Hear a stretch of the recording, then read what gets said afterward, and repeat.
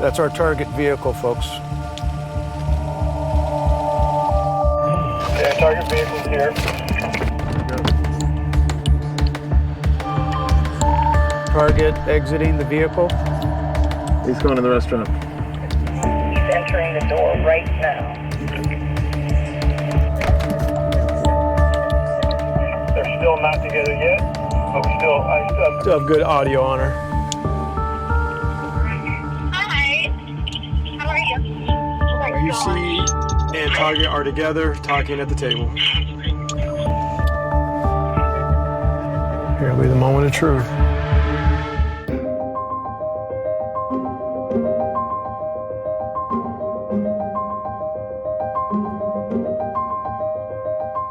This is a very busy assignment. My day-to-day is managing the large influx of cyber tip reports from the National Center for Missing and Exploited Children, and then supervising the day-to-day operations of our SPD detectives who are conducting search warrant operations and undercover operations and chat operations, looking to identify people who have the sole purpose of causing harm to children.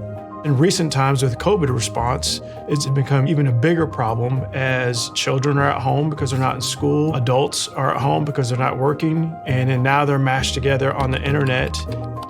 More and more the internet is being used by offenders because they can hide behind the anonymity of the internet to reach out to children in chat forums or social media networks, and then after some time start grooming them for more explicit and more sexualized behavior. A study by Purdue University in 2017 says that 1 out of 25 children will experience a sexual solicitation online where the offender will ask the child to meet up for sex. You got 20 or 30 cases sitting on your desk. Every single one of them are good cases. Every single one of them could lead to the recovery of a child or children. Where do you start? How do you prioritize one case over another case? Ready to go to work?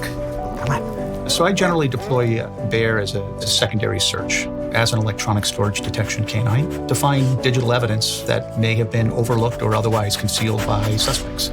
We're batting 33% success rate. I define a success rate as any time Bear is deployed into an area that has already been searched by human investigators, and he finds something. Show me. Yeah, okay. 1, 2, 3, 4, that's 5. Currently, the biggest challenge we come across is really just the sheer volume, both of devices, but also the amount of data that's on those devices. Secondarily, it's now getting at the content on many of the devices. The security for individual devices has become a lot stronger. It's tougher to get into them, and tools like Celebrite are out there right now helping us do just that and get onto the devices to get at that data and then put it into a format that's useful for us to analyze. Okay, they're getting ready to depart. The suspect went to meet her back at the hotel room where he thinks he's going to have sex with these kids. When we arrest a suspect and we start doing the digital forensics of his phone, combined with what he's saying in his interview, we're looking for those images on his devices that might show that he is involved in actively hurting kids. Van is here, silver van heading towards the room now. Police, don't move! Oh shit! Hand on your head! Get me on the ground. One in custody, under control. Here we are. Some of the biggest challenges that we have in addressing these internet crimes against children are the multiple steps of investigations that we have to take. The multiple search warrants to electronic service providers, to internet service providers, and then going through all of that data that comes back.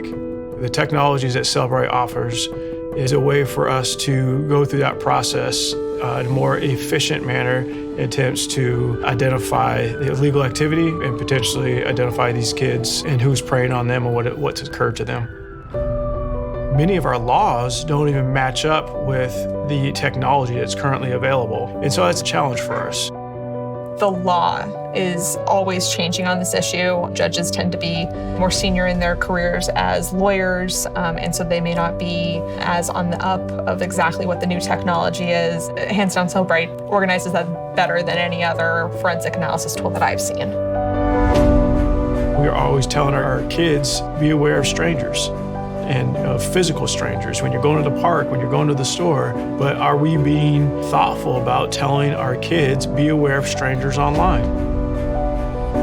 As a change agent, I am looking for tools, resources, personnel to do that better. And that's what I'm asking of all of my personnel. How can you be better, more efficient at your job to accomplish this mission of children's safety?